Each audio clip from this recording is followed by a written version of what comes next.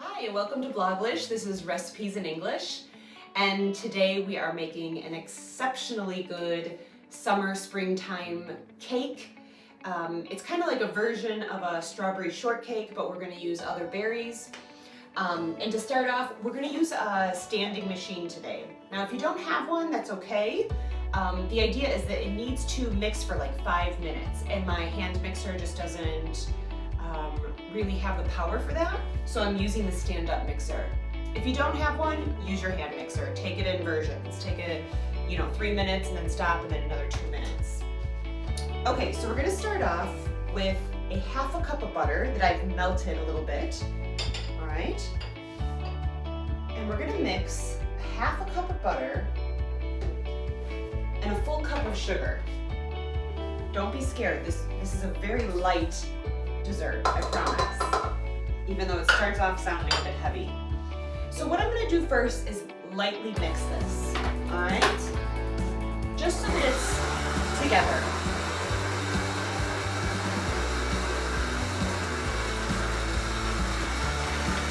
Okay. So, as you can see, it's lightly mixed together.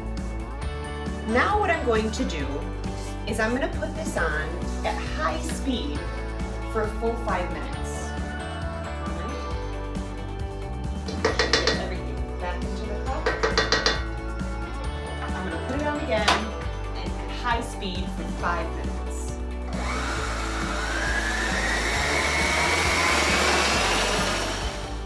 Okay, so we just finished mixing our butter and flour, and you can see it's very kind of light and fluffy. And now what we're going to do is add in a cup and a half of cake flour, which is a bit lighter. Okay, and remember, I'll put everything into grams on the blog. Okay, then we have a teaspoon and a half of baking powder. All right, we have a quarter of a teaspoon of salt. And then we have 2 eggs, half a cup of milk, and 1 teaspoon of vanilla. Okay, so everything goes in together. But now what we're going to do is mix it on low speed for a while, and we're going to have to kind of keep stopping and going to get everything off the sides to make sure that everything mixes together. So I'm just going to put this on a low speed.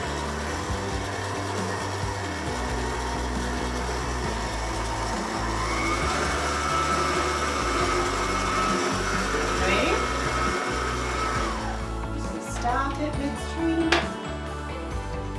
scrape the walls a little bit.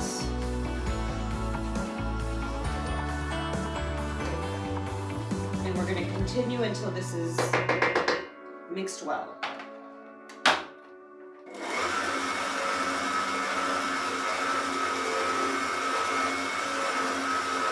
Okay, so as you can see here, we've got a nice batter. I'm going to scrape the walls one more time, and now I'm going to put this on high speed again for just 2 minutes. Okay, so here we go. High speed, 2 minutes.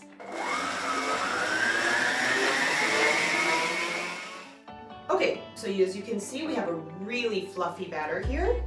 All right, and I've already filled one of my pans. We're going to use 2 round pans that are pre-greased and floured, all right? And because it is such a thick kind of batter, it's a bit hard to move around, so you gotta use some muscle. All right, so what I'm gonna do is just shake it until it takes the shape of the pan. And although this batter looks really thick, I promise you this cake is really, really light and fluffy. All right, so there you go. You got your 2 pans, your 2 cakes. We're gonna cook them for 25 minutes to 30 minutes at 350 degrees Fahrenheit or 176 Celsius. Okay? Okay, so we just passed 25 minutes and I took out the first cake. The other one's gonna stay in for another minute longer. you want to do a toothpick test, and basically all you're going to do is stick a toothpick into the center, and if it comes out clean, the cake is ready. Alright, so this cake is ready. The other one I'm going to leave in for 1 more minute. I'm going to let this cool for 10 minutes before I take it out of the pan, and then I'm going to let it cool completely on this wire rack. If you don't have a wire rack, that's okay, but you want to try to let it cool as much as possible. Okay, so this morning I made my cake. I have it here, it's completely cooled. Now I have my guests coming in about 15 minutes, so it's time for me to put this cake together. So what I've done here is I've cleaned and cut about a little over 1 kilo of strawberries, blueberries, and raspberries. Now you can also add kiwi or blackberries or anything you would like. And I'm going to mix 1/2 cup of jam here. Now in this case I have jam that's blueberry and raspberry. You can use strawberry, you can use just about any kind of jam. Alright? And you need to very gently mix this in because you don't want to break up the fruit too much. Alright, so you're just going to kind of spin it around a bit. And what this will do is not only add flavor, but it also preserves the fruit if you don't finish the cake in one day. It gives that little added sugar to stay good for a couple of days. Okay, that is ready. Now what we're going to do is make some whipped cream. So I have 1 cup of whipping cream and 1 tablespoon of sugar. And what we're going to do is we're going to mix this until we have those stiff peaks, and I'll show you what that looks like. Okay, so now we have our stiff peaks here. We've got whipping cream. It doesn't necessarily fall when I turn it over. And what we're going to do is put about 1/2 of the whipping cream on the first cake. All right, so we got about 1/2 here. Now we're just going to move that around. Now we're not going to put this on the sides, it's just going to go on the tops of the cakes because that's the style of this. But all right, so we just kind of have it evenly around. And what I'm now going to do is put 1/2 of the fruit. Okay. All right, I've got about 1/2 of the fruit. I'm going to move it around as much as possible. And a little more. And now I'm going to simply put the second cake on top. All right, press that down a bit.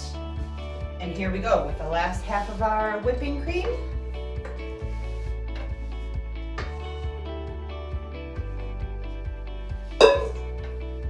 And you know, you can make whipping cream with a hand mixer or even by hand, or you can even buy it, but it does taste amazingly good when you make it at home. And when you make it right before you serve this. Right. So, there we go. We got our second layer on. As you can see, it doesn't need to be even. It doesn't need to be pretty.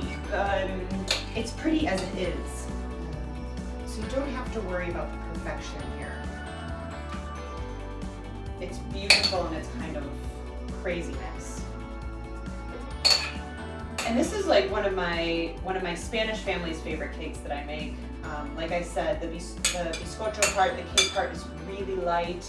You have the nice fruit, especially if it's in season, and it's just a wonderful display.